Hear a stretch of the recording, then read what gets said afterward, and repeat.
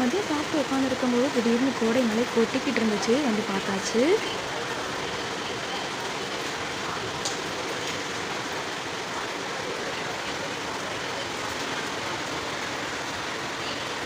இந்த மழை பெஞ்சதுனால ஏதாவது சூடாக சாப்பிடலாம் போல் இருந்தது.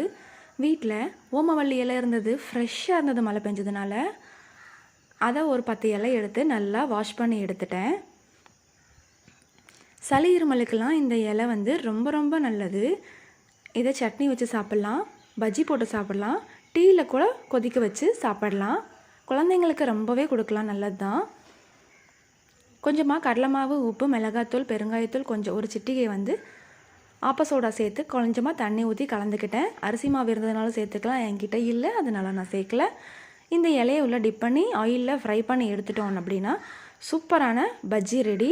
ஹெல்த்தியானது, சளி இருமலுக்கு ரொம்ப நல்லது. மழைக்கு சூடாக சூப்பராக சாப்பிட்டாச்சு.